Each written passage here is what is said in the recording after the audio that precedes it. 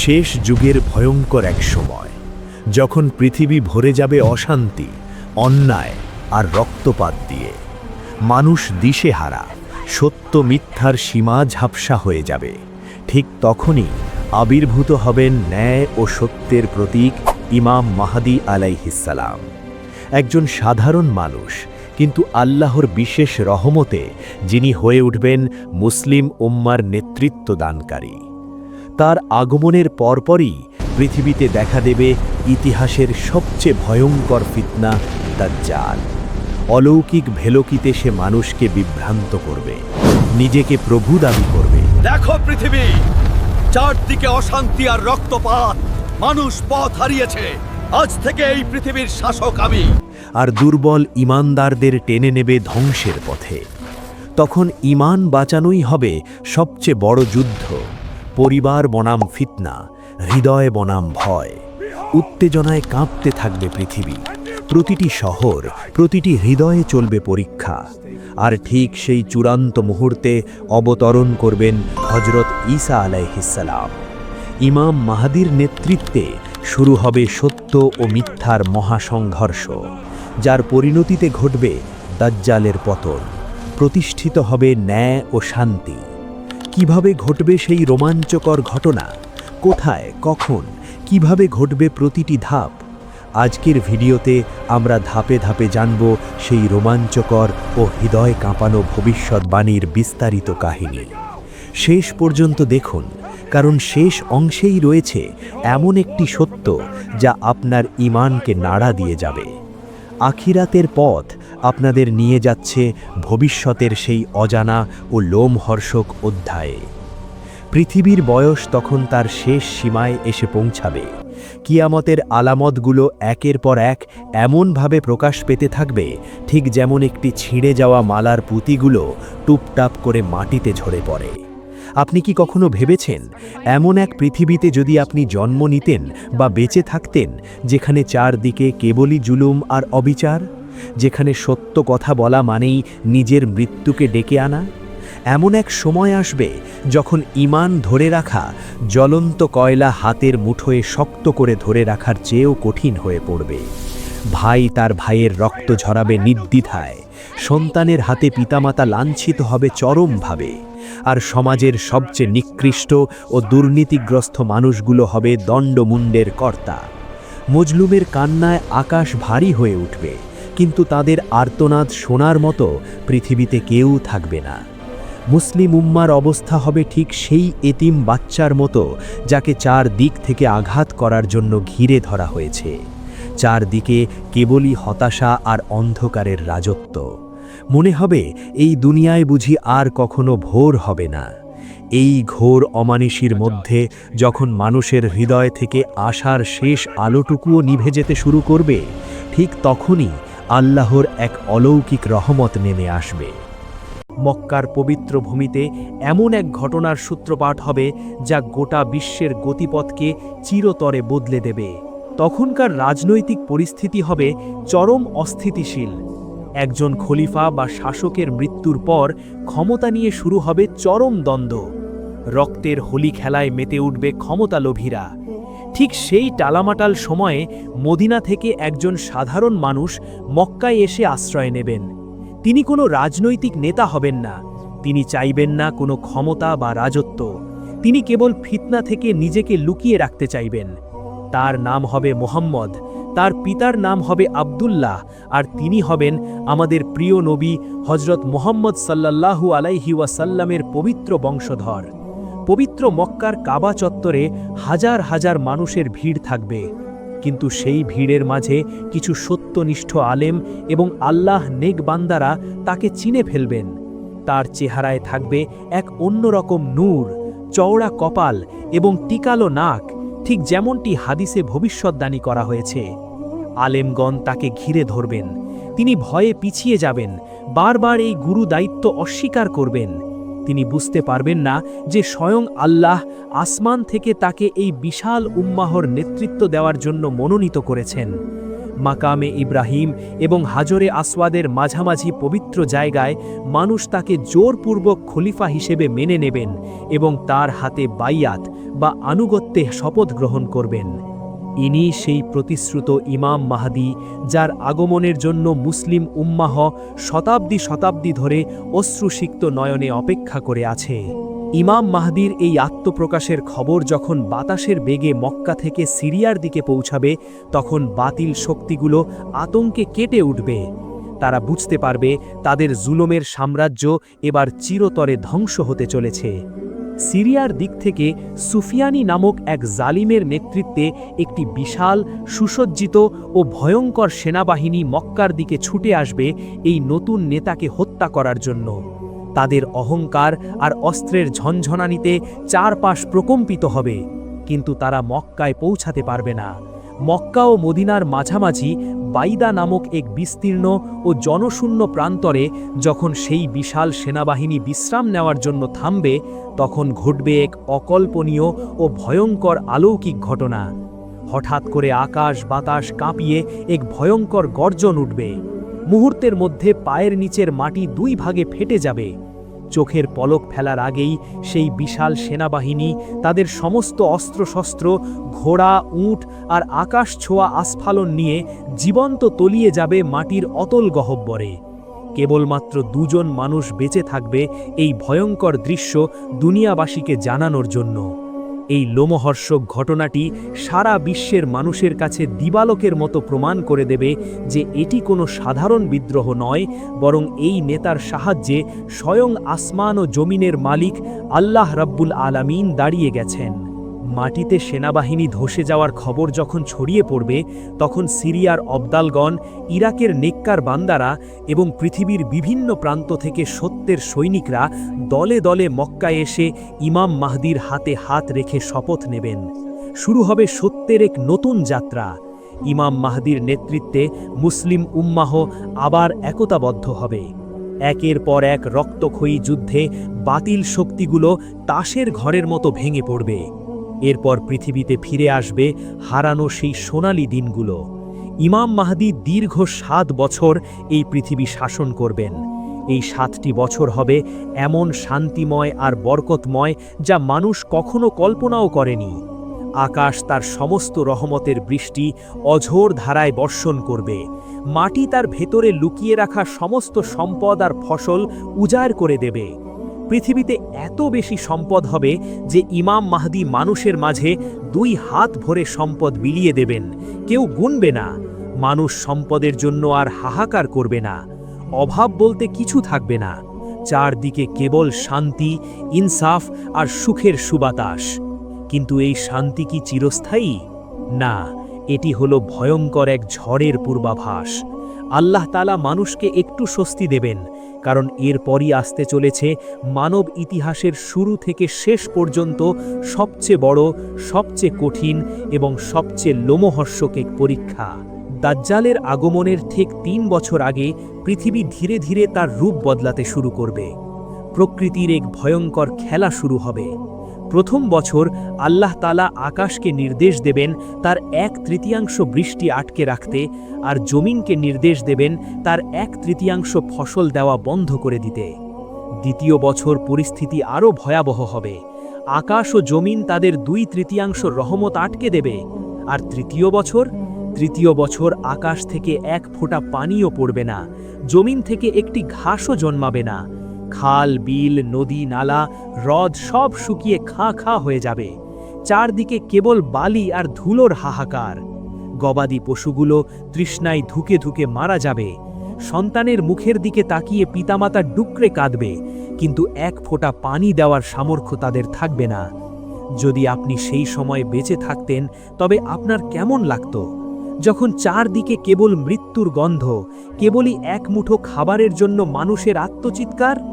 ঠিক সেই চরম হতাশা, ক্ষুধা আর মৃত্যু ভয়ের চূড়ান্ত মুহূর্তে যখন মানুষের ঈমান দুর্বল হতে শুরু করবে, তখন পূর্ব দিকের খোরাসান বা ইস্পাহান অঞ্চল থেকে আত্মপ্রকাশ করবে এক ভয়ঙ্কর সত্তা, সেই মহাপ্রতারক যার নাম দাজ্জাল। দাজ্জাল কোনো জিন বা রূপকথার দানব নয়। সে বানি আদমেরই একজন রক্ত মাংসের মানুষ, কিন্তু সে হবে এক মহা প্রতারক, এক মহা ফিতনাবাজ। তার এক চোখ থাকবে অন্ধ, যা দেখতে একটি ফোলা আঙুরের মতো মনে হবে। তার মাথার চুল হবে অতিরিক্ত কোকড়ানো। তার দুই চোখের মাঝখানে কপালে অত্যন্ত স্পষ্ট করে লেখা থাকবে কাফের। পৃথিবীর কোনো টেকনোলজি, কোনো ডিগ্রি বা কোনো আধুনিক শিক্ষা দিয়ে সেই লেখা পড়া যাবে না। সেই লেখা পড়তে পারবে কেবল সেই ব্যক্তি যার হৃদয়ে একনিষ্ঠ ঈমান রয়েছে। দাজ্জাল প্রথমে নিজেকে এক পুণ্যবান ও নেককার মানুষ হিসেবে দাবি করবে। তারপর যখন মানুষ তার কথা শুনতে শুরু করবে, তখন সে নিজেকে নবী হিসেবে দাবি করবে। আর যখন তার অনুসারীর সংখ্যা বেড়ে যাবে, তখন সে চূড়ান্ত স্পর্ধা দেখিয়ে নিজেকে স্বয়ং ঈশ্বর বা রব হিসেবে দাবি করে বসবে। আর তার এই দাবির পেছনে থাকবে এমন সব জাদুকরী ও অলৌকিক ভেলকি, যা দেখে কোটি কোটি মানুষের ঈমান তাসের ঘরের মতো ভেঙে পড়বে। তার সাথে থাকবে ৭০,০০০ ইহুদি সৈন্য, যাদের গায়ে থাকবে বিশেষ ধরনের সবুজ চাদর। দাজ্জাল অত্যন্ত দ্রুত গতিতে গোটা পৃথিবী চষে বেড়াবে, ঠিক যেমন প্রবল বাতাসে মেঘমালা উড়ে চলে। ভাবুন তো একবার সেই দৃশ্যটার কথা। আপনার এই ফিতনা এতই ভয়ঙ্কর হবে যে মানুষ তার নিজের পরিবারের সদস্যদের, বিশেষ করে ঘরের মা বোন ও স্ত্রীদের শক্ত দড়ি দিয়ে পিলারের সাথে বেঁধে রাখবে। কারণ নারীরা দাজ্জালের ভেলকিতে সবচেয়ে বেশি প্রভাবিত হবে।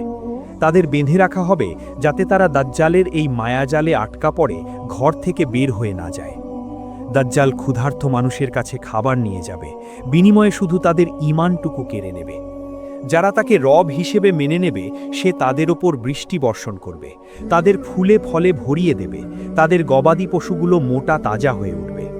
আর যারা তাকে অস্বীকার করবে, যারা বুক ফুলিয়ে বলবে আমাদের রব কেবল আল্লাহ, দাজ্জাল তাদের ওপর চরম দুর্ভিক্ষ ও অভাব চাপিয়ে দেবে। তারা নিঃস্ব হয়ে যাবে, তাদের কাছে বেঁচে থাকার মতো কোনো সম্বল থাকবে না। এই সময় মুমিনদের খাবার হবে কেবল আল্লাহর জিকির, সুবহানাল্লাহ, আলহামদুলিল্লাহ, লা ইলাহা ইল্লাল্লাহ, আল্লাহু আকবার। এই পবিত্র বাক্যগুলো পাঠ করলেই তাদের পেটের ক্ষুধা নিবারণ হয়ে যাবে। এটি হবে ঈমানের এমন এক চরম পরীক্ষা, যা থেকে রক্ষা পেতে স্বয়ং আমাদের প্রিয় নবী সাল্লাল্লাহু আলাইহি ওয়াসাল্লাম প্রতি ওয়াক্ত নামাজের তাশাহুদে আল্লাহর কাছে আশ্রয় চেয়েছেন। নবীদের শিক্ষা আমাদের এটাই স্মরণ করিয়ে দেয় যে ঈমান কেবল সুখের সময়ের জন্য নয়, ঈমান হল সর্বশান্ত হয়েও আল্লাহর ওপর অবিচল থাকার নাম। দাজ্জাল তার জাদুকরী শক্তি নিয়ে পৃথিবীর প্রতিটি শহরের অলিতে গলিতে প্রবেশ করবে, তছনছ করে দেবে মানুষের বিশ্বাসকে। তার হাত থেকে রক্ষা পাবে কেবল দুটি পবিত্র শহর, আর সেখানেই ঘটবে ঈমানের সবচেয়ে বড় পরীক্ষাগুলোর একটি। দাজ্জাল তার বিশাল বাহিনী, জাদুকরী ক্ষমতা আর মিথ্যার পাহাড় নিয়ে যখন মদিনার দিকে অগ্রসর হবে, তখন তার অহংকার থাকবে আকাশচুম্বী। সে ভাববে পৃথিবীর প্রতিটি ধূলিকণা এখন তার হাতের মুঠোয়, প্রতিটি মানুষ তার পদানত। কিন্তু মদিনার কাছাকাছি পৌঁছতেই তার এই দম্ভ এক অদৃশ্য দেয়ালে ধাক্কা খেয়ে চূর্ণ হয়ে যাবে। মক্কার ও মদিনার প্রতিটি প্রবেশদ্বারে আল্লাহর নির্দেশে পাহারায় দাঁড়িয়ে থাকবেন আসমান থেকে নেমে আসা অগণিত ফেরেশতা। তাদের হাতে থাকবে উন্মুক্ত ঝলমলে তলোয়ার।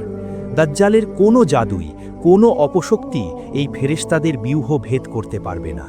ক্ষোভে আক্রোশে দাজ্জাল মদিনার উপকণ্ঠে একটি লবণাক্ত ও অনুর্বর প্রান্তরে নিজের তাঁবু গাড়বে। সে ভেতরে ঢুকতে না পারলেও মদিনার ভেতরে তার প্রভাব গিয়ে পড়বে অন্যভাবে। হঠাৎ করে মদিনার মাটি প্রবল বেগে কেঁপে উঠবে। একবার নয়, পরপর ৩ বার এক ভয়ঙ্কর ভূমিকম্পে কেঁপে উঠবে পবিত্র মদিনা শহর। এই ভূমিকম্প কোনো সাধারণ প্রাকৃতিক দুর্যোগ হবে না, এটি হবে মদিনার বুক থেকে সমস্ত আবর্জনা ও মুনাফিকদের বের করে দেওয়া এক ঐশী ব্যবস্থা। মদিনার ভেতরে লুকিয়ে থাকা দুর্বল ঈমানের অধিকারী নারী, পুরুষ এবং মুনাফিকরা এই প্রবল কাঁপুনিতে আতঙ্কিত হয়ে পড়বে। তাদের অন্তরের লুকানো অবিশ্বাস আর ভয় তাদের মদিনা থেকে বের করে আনবে, এবং তারা অন্ধের মতো ছুটে গিয়ে যোগ দেবে দাজ্জালের বিশাল বাহিনীতে। মদিনা সেদিন খাঁটি সোনা থেকে খাদ আলাদা করার মতো নিজের ভেতরের সমস্ত অপবিত্রতা দূর করে সম্পূর্ণ পবিত্র হয়ে যাবে। ঠিক সেই চরম আতঙ্কের মুহূর্তে যখন দুর্বল ঈমানদাররা ফিতনার সাগরে ঝাঁপ দিচ্ছে, তখন মদিনার ভেতর থেকে বেরিয়ে আসবেন একজন ঈমানদার যুবক। তার বুকে থাকবে পাহাড় সম সাহস আর চোখে থাকবে আল্লাহর প্রতি অবিচল বিশ্বাসের দীপ্তি। তিনি নির্ভয়ে বুক ফুলিয়ে দাজ্জালের সেই বিশাল ও ভয়ঙ্কর বাহিনীর সামনে গিয়ে দাঁড়াবেন। দাজ্জালের প্রহরীরা তাকে আটকে জিজ্ঞেস করবে, কোথায় যাচ্ছ তুমি? তুমি কি আমাদের রবের প্রতি ঈমান আনবে না? যুবকটি তাচ্ছিল্যের হাসি হেসে উত্তর দেবেন, আমাদের রবের ব্যাপারে তো কোনো সন্দেহ নেই, তোদের এই মিথ্যা রবের কাছেই আমি যাচ্ছি। তাকে ধরে দাজ্জালের সামনে নিয়ে যাওয়া হবে। দাজ্জালের সেই কুৎসিত এক চোখ অন্ধ চেহারার দিকে তাকিয়ে যুবকটি বজ্রকণ্ঠে চিৎকার করে বলে উঠবেন, হেই মানব মণ্ডলী, আমি সাক্ষ্য দিচ্ছি এই সেই মহা মিথ্যাবাদী দাজ্জাল, যার ফিতনা সম্পর্কে আল্লাহর রসুল আমাদের বারবার সতর্ক করেছিলেন। এই কথা শুনে দাজ্জাল রাগে অন্ধ হয়ে যাবে। সে নির্দেশ দেবে যুবকটিকে নির্মমভাবে প্রহার করার জন্য। তার পিঠে পেটে অগণিত আঘাত করা হবে, রক্তে ভেসে যাবে মদিনার প্রান্তর। তারপর দাজ্জাল তার জাদুকরী ক্ষমতা দেখিয়ে একটি করাত বা তলোয়ার দিয়ে সেই ঈমানদার যুবককে মাথা থেকে পা পর্যন্ত দ্বিখণ্ডিত করে ফেলবে। যুবকের নিথর দেহ দুই টুকরো হয়ে মাটিতে লুটিয়ে পড়বে। দাজ্জাল তার অহংকার প্রদর্শনের জন্য সেই দুই টুকরো দেহের মাঝখান দিয়ে হেঁটে যাবে এবং এরপর চিৎকার করে বলবে, ওঠ!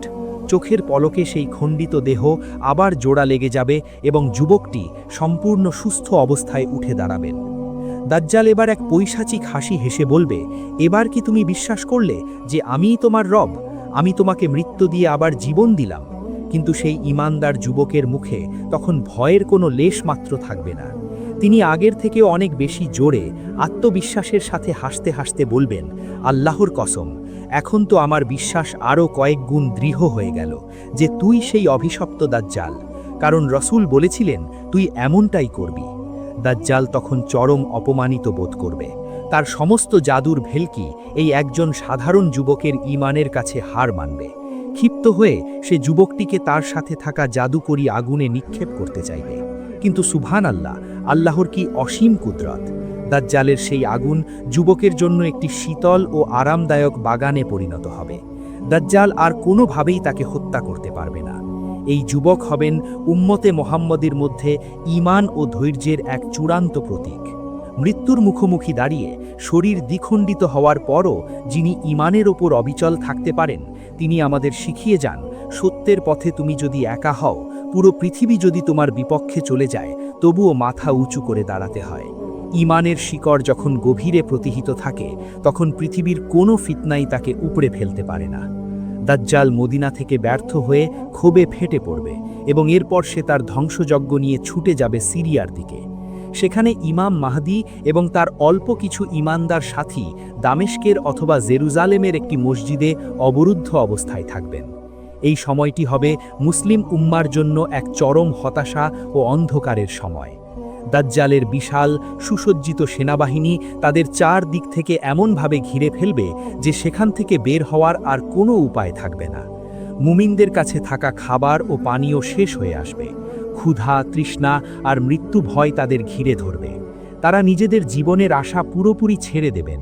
তারা বুঝতে পারবেন কোনো মানুষের পক্ষে, কোনো সাধারণ অস্ত্রের পক্ষে আর এই মহাদানব ও তার বিশাল বাহিনীকে হারানো সম্ভব নয়। এখন কেবল আসমান থেকে আল্লাহর সাহায্যই তাদের একমাত্র ভরসা। চারদিকে ঘুটঘুটে অন্ধকার রাত। মুমিনদের হৃদয়ে ভয়, কিন্তু তাদের ঠোঁটে অবিরাম আল্লাহর জিকির। তারা জানেন কিয়ামতের আলামতগুলো এখন চূড়ান্ত পর্যায়ে। এই ঘোর অমানাসির শেষে যে ভোর আসবে, তা হয়তো তাদের জীবনের শেষ ভোর। অবশেষে সেই দীর্ঘ রাত পোহাবে, ফাজরের সময় ঘনিয়ে আসবে।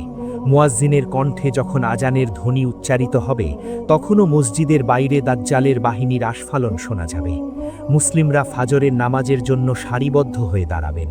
ইমাম মাহদী সামনে এগিয়ে যাবেন ইমামতি করার জন্য। আর ঠিক সেই চরম মুহূর্তে, যখন হতাশার কালো মেঘ সবচেয়ে ঘন, যখন মনে হচ্ছিল সত্য যদি এবার চিরতরে হারিয়ে যায়, তখনই আসমান থেকে নেমে আসবে রহমতের অসীম আলো। দামেস্কের পূর্ব দিকের সাদা মিনারের কাছে আকাশ উন্মুক্ত হয়ে যাবে। দুজন ফেরেশতার ডানায় দুই হাত রেখে আসমান থেকে অবতরণ করবেন আল্লাহর মহান নবী হযরত ঈসা আলাইহিস সালাম। এটি কোনো স্বপ্ন বা রূপকথা হবে না, এটি হবে পৃথিবীর ইতিহাসের সবচেয়ে রোমাঞ্চকর এক বাস্তব দৃশ্য। তার পরনে থাকবে হালকা হলুদ রঙের 2টি কাপড়। তার ভেজা চুল থেকে মুক্তোর মতো পানির ফোঁটা ঝরে পড়বে। তিনি যখন মাথা নিচু করবেন তখন মনে হবে যেন মুক্ত ঝরছে, আর যখন মাথা উঁচু করবেন তখনও মনে হবে যেন হীরকখণ্ড গড়িয়ে পড়ছে। তার পবিত্র শ্বাসের সুবাস যতদূর পর্যন্ত মানুষের দৃষ্টি যাবে ততদূর পর্যন্ত ছড়িয়ে পড়বে, আর সেই শ্বাসের সুবাস যে কাফিরের গায়ে লাগবে সে মুহূর্তের মধ্যে মৃত্যুর কোলে ঢলে পড়বে। তিনি ধীর পদক্ষেপে মসজিদের ভেতরে প্রবেশ করবেন।